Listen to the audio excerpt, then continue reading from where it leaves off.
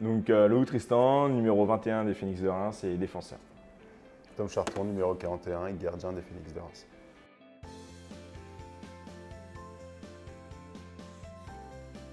Ma carrière, elle s'est faite essentiellement sur Reims. J'ai fait tout mon mineur sur Reims, mon début de professionnel à Reims.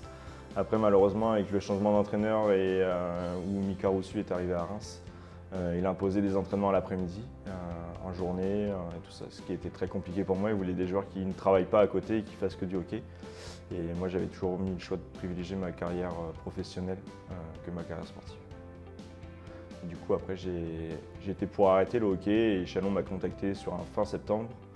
Du coup, j'ai été reprendre à Chalon parce que le hockey me manquait. C'était pas un choix d'arrêter, c'était une chose qui m'avait été entre guillemets imposée. Et du coup, de fil en aiguille, après un an, on m'a proposé le poste d'entraîneur-joueur sur Chalon. Et je suis revenu à Reims pour terminer ma carrière. Donc pareil, commencé mon hockey mineur à Reims jusqu'à mes 18 ans. Là, j'ai un peu essayé tous les clubs, faire des essais. J'ai été pris à Mulhouse en Magnus, où c'était une plutôt bonne année, puisqu'on a été champion. Et par la suite, un premier dépôt de bilan, je suis parti à Limoges. J'ai fait 2 ans, un autre dépôt de bilan, je suis parti à Garges. Cette fois-ci, pas de dépôt de bilan, je suis parti à Chamonix, Megève, Nice, Marseille, revenu à Reims quelques mois. Et parti une année à Montréal pour revenir à Reims. Et enfin finir normalement ma carrière ici.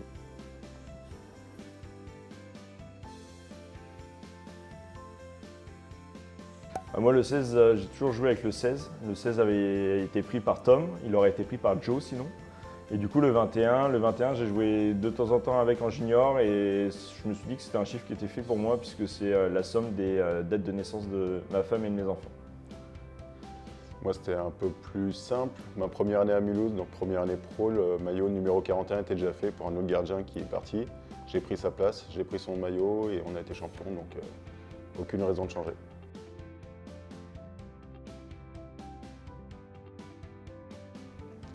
À 32 ans, plus trop maintenant. On va dire qu'il y a toujours le côté gauche de la jambière, enfin tout l'équipement côté gauche qui se met en premier que du côté droit.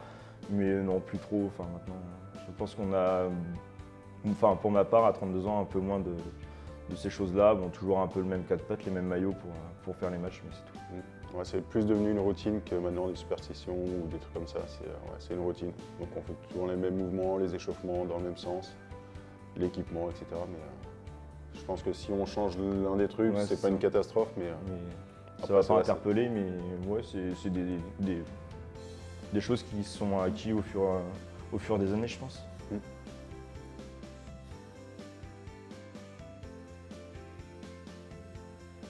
Ça dépend, en fait, ça dépend de l'âge du gardien. Je pense que dans ma phase de carrière plus vers la fin, c'est la patience qui va payer. Avant, c'est plus peut-être le dynamisme ou d'être plus rapide pour les jeunes.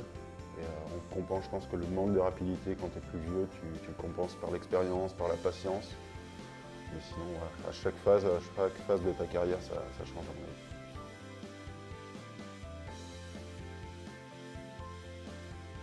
Moi, je pense que c'est le caractère, parce qu'il faut avoir du caractère, il faut aimer défendre son gardien. Des fois, c'est vrai que sur des matchs, on se dit, je vais peut-être aller chercher un but pour me faire plaisir et tout ça. Mais je pense que c'est un rôle qu'il faut accepter, de se dire, voilà, je suis défenseur, je dois défendre mon gardien, je dois défendre ma cage. Et moi quand je mets un pied sur la glace, c'est mon rôle premier. Je suis un défenseur très défensif, ça se voit de toute manière, et c'est mon rôle premier de défendre au maximum mon gardien et ma cage. Donc le caractère, je veux dire.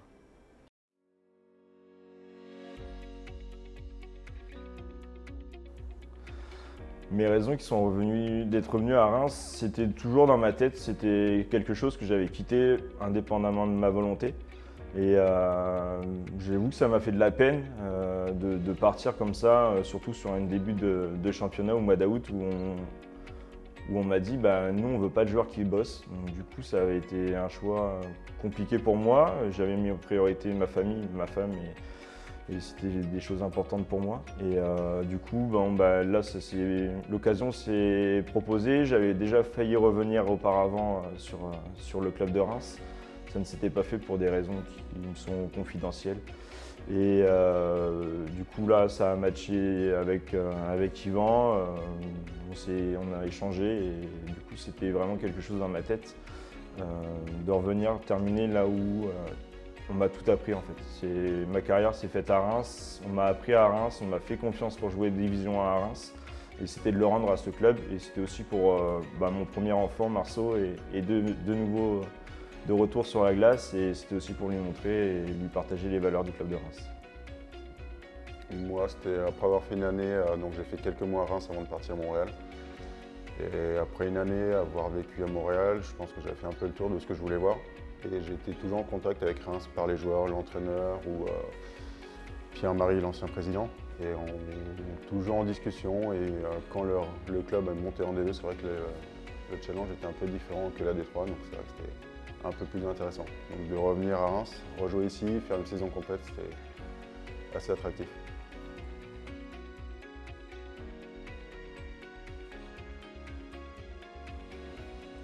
C'est sport.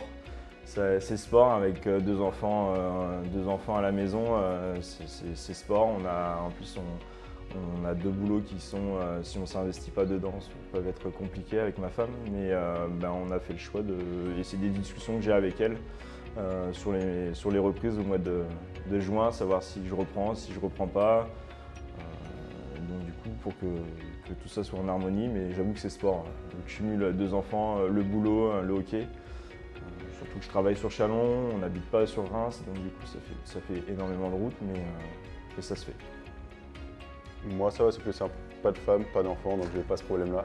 Seul problème à conjuguer, c'est avec le travail, les amis à côté, mais souvent les amis à côté sont ceux de l'équipe, donc ça va, ça se conjugue plutôt bien.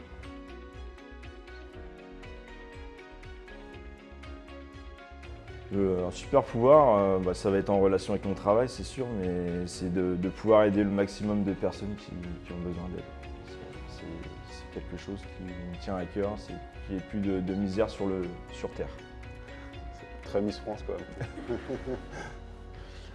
Moi, ce serait plus sur le temps, pour le ralentir, l'agrandir, plus de jours dans la semaine pour pouvoir travailler, ou le hockey, ou l'accélérer quand c'est un peu chiant. Donc je pense que ce pouvoir-là, c'est pas mal.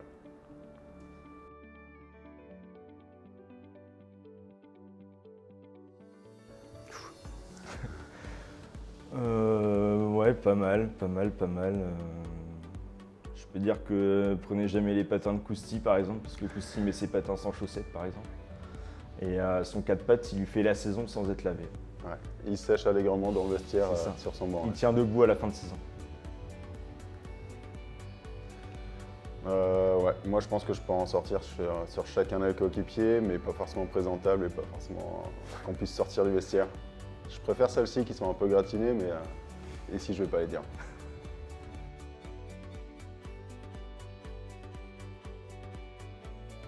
C'était plutôt sympa, honnêtement. J'étais parti pour vivre, en prenant juste mon sac de hockey en me disant si j'ai l'occasion de jouer, pourquoi pas. Et c'est vrai que rien que la vie là-bas était super cool. Donc, beaucoup moins de stress, les gens beaucoup plus avenants, plus ouverts. Et j'ai eu la chance de trouver une ligue qui était assez comparable à la haute D2, milieu D1. Et c'était un peu du hockey un peu à l'ancienne, où ça frappe pas mal, c'était sympa. Donc, dans la vie sociale, dans la vie du hockey, j'ai vraiment kiffé. Et j'y retournerai, je pense, avec grand plaisir.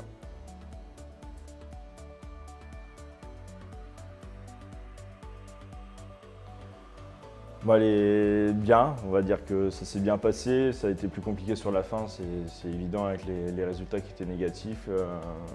Voilà, des joueurs qui n'étaient plus du tout dans le projet, dans mon projet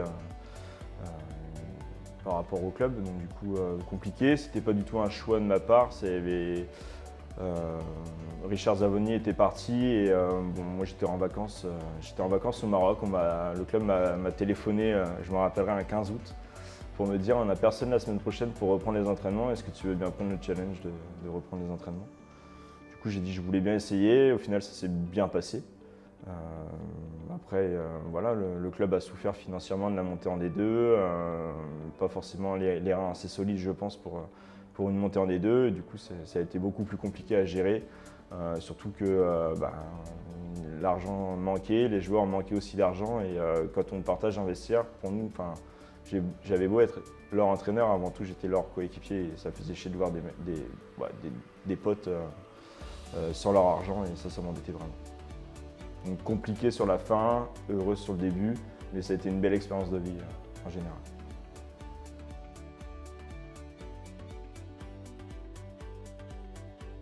La devise? Moi je dirais que tout ce qui est fait aujourd'hui sera plus à faire demain. Ouais, celle-là. Travail dur aujourd'hui, ouais. C'est ça, j'allais dire aussi sur le boulot, travail dès que tu peux travailler et puis derrière, ça sera beaucoup plus simple.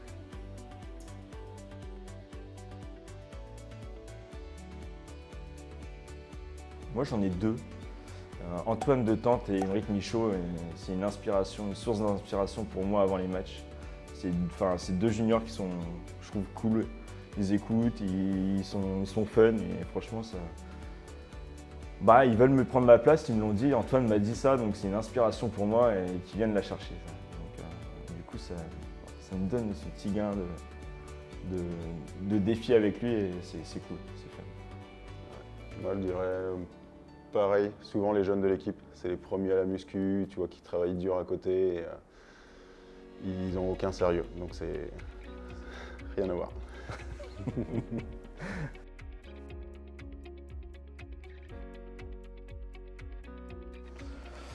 Une lampe, une photo de mes enfants. Voilà, une photo de mes enfants.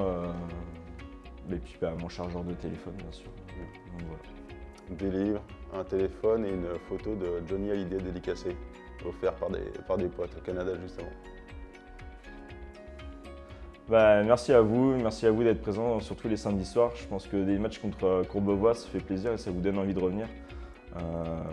Nous, qui portons le maillot, ce match-là a été vraiment sensationnel pour nous d'aller chercher ça à 15 secondes de la fin. Donc je pense que j'ai même demandé à ma femme et du coup, les fans, à bientôt et puis pour vous faire vivre de meilleurs moments et peut-être un peu plus cool à Nerveuze. Il a tout dit, je peux rien rajouter.